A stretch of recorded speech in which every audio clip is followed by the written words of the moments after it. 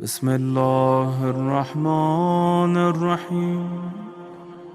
پھر سرکار دو جان حضرت حمزہ، حضرت ابو طالب اور حضرت خدیجہ کے لیے سال بھر کا سوگ منایا۔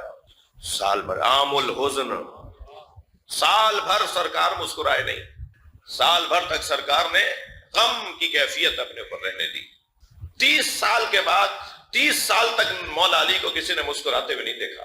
نبی کی رحلت کے 30 سال بعد تک، جب ایک مرتبہ 25 سال گزرے تھے، یہ واقعہ جب کا ہے، نبی کی رحلت کو 25 سال گزرے تھے، تو کسی نے کہا کہ آپ کے بال سفید ہو گئے ہیں، خضاب کر لیں، آپ کے بال سفید ہو گئے ہیں، خضاب کر لیں۔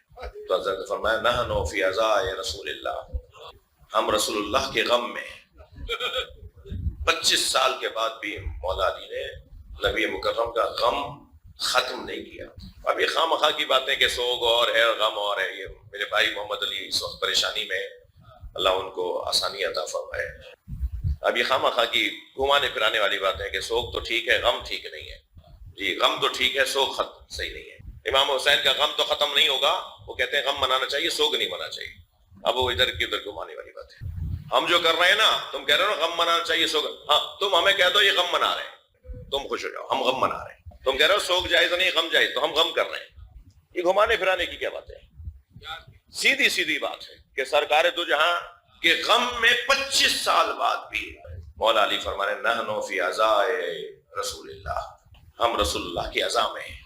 اور جب ہماریاں سج گئی نا، تو جناب زینب نے فرمایا تھا اجعلوها سودا، زین العابدین یہ رنگین کپڑے اتروا دو۔ محملوں پہ جو رنگین پردے لگے ہوئے تھے، ہماریوں پر جو رنگین پردے لگے ہوئے تھے، حضرت نے فرمایا انہیں تبدیل کرواؤ، اجعلوها سودا، انہیں کالے کپڑوں میں تبدیل کرواؤ، حتی یعلم الناس نحن فی عزاء اولاد زہرا، تاکہ جہاں جہاں سے سواریاں گزریں وہ آبادیوں کے لوگ سمجھ جائیں کہ اولاد زہرا کے عزادار جا رہے ہیں، ہماری شناخت ہو، ہمیں عزادار مانا جائے۔ یہ جناب زینب کی آرزو ہے کہ ایسا کچھ کرو کہ تمہیں عزادار پہچانا جائے، تمہاری شناخت عزادار بن جائے، عزاداری تمہاری شناخت بن جائے۔ الحمدللہ ہماری شناخت عزاداری ہے۔ کیا کھویا کیا پایا، جس معنی میں یہ سوال اٹھا رہا ہوں اسی معنی میں میرے عزیز لیں گے۔ 2.25 مہینے میں کیا پایا؟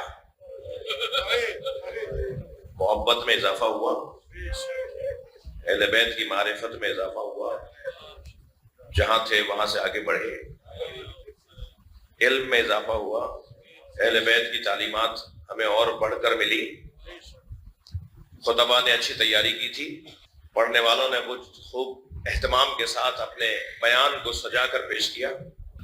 مجھ سے تعلقات، میرے آپ سے اور آپ کے مجھ سے تعلقات کام نہیں آئیں گے۔ مجھے آپ ناراض کریں، اگر خدا نخواستہ مجھے ضرورت پڑے تو میں آپ کو ناراض کروں۔ نہیں بھائی، مجلس نہیں پڑھ سکے، محنت کر کے نہیں آئے، کوئی ایسی بات نہیں تھی جو ہماری معرفت میں، ہماری معلومات میں اضافے کا سبب بنتا۔ کیا ان کو جا کے دیکھنا ہے کیا؟ مجلس تو پڑھ نہیں سک رہے، مجلس میں تو میٹر نہیں ہے ان کے۔ اتنی دیر تک، گھنٹے تک خطاب کرتے رہے، 2 آیتیں تو پڑھی نہیں انہوں نے، ایک حدیث تو سنائی نہیں انہوں نے۔ یہ آپ کو اور مجھے خطیبوں اور ذاکروں کے حوالے سے سوچنا چاہیے۔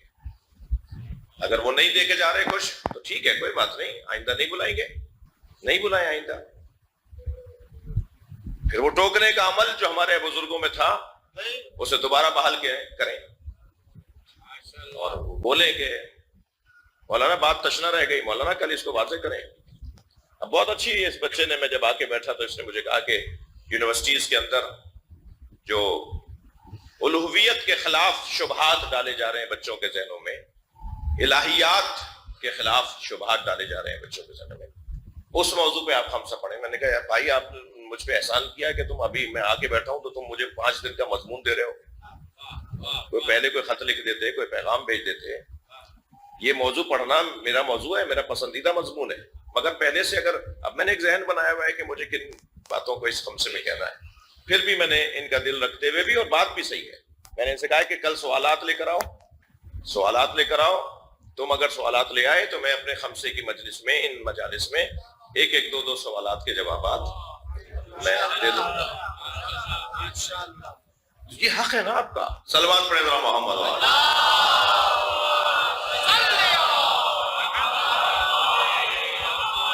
اس حق کو اپنے آپ سے نہ جانے دیجئے.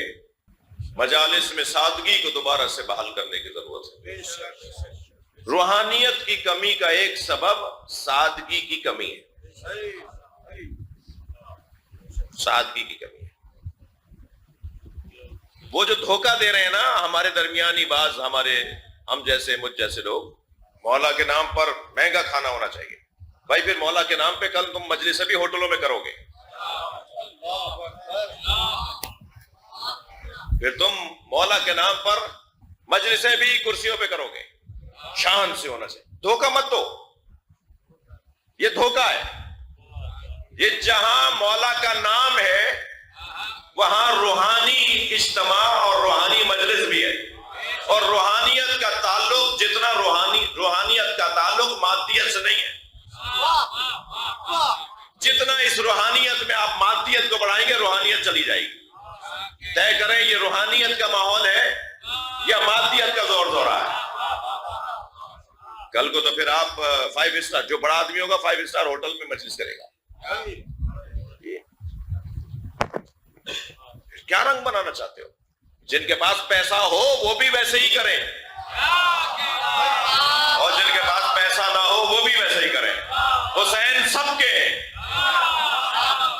مولا امام حسین کے ذکر کو طبقات میں تقسیم نہ کریں. اگر امام حسین کی ان مجالس کو ہم نے طبقات میں تقسیم کر دیا بہت کچھ ہاتھ سے چھٹ جائے گا. چھن جائے گا بہت کچھ ہاتھ سے. سادہ رہنے دیں اسے. یہ مجمع نیاز کھانے نہیں آیا ہے. نیاز کا احترام کرتا ہے. یہ تو ویسے ہی جو ان کو تنخواہ ملتی ہے وہ امام حسین کی نیاز ہے. نیاز کی مخالفت کی بات نہیں ہو رہی. ہم جو کھا رہے ہیں وہ کس کا کھا رہے ہیں؟ ہماری زمینوں سے فصلیں آ رہی ہوں، ہمیں تنخواہیں مل رہی ہوں، ہمیں کوئی ہدیہ نذرانہ کوئی امام حسین کا ہی ہے نا. ہم تو ویسے ہی ان کا کھا رہے ہیں. نہیں صاحب وہ اتنا بڑا اور میرے شایع نشان نہیں ہے، کھانے تو میں 4 کروں گا. بھائی آپ یقیناً کریں کہ آپ کے دادا کا انتقال ہو، آپ کے والد کا انتقال ہو تو آپ چٹپٹے کھانے کڑھائیاں چڑھائیں گے.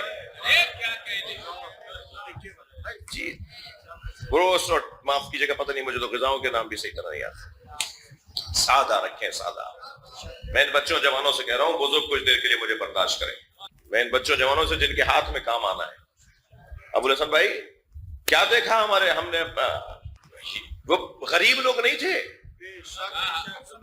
جو ہمارے بزرگ جنہوں نے عزاداری ہمیں امانتاً دی ہے. بھائی امانت میں خورد بورد خیانت کہلاتی ہے.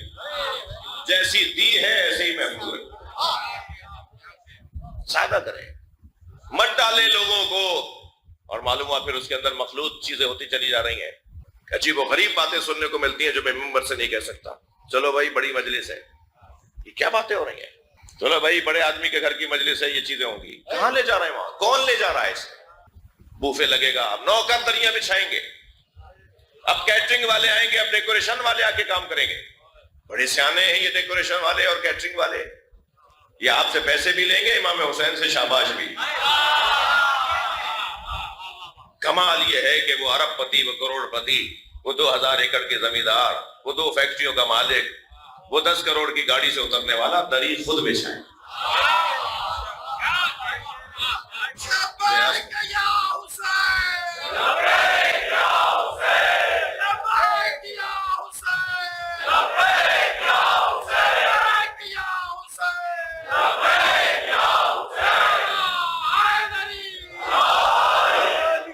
پلٹا دیجئے اپنے بزرگوں کی میراث کو جیسے تھی ویسے.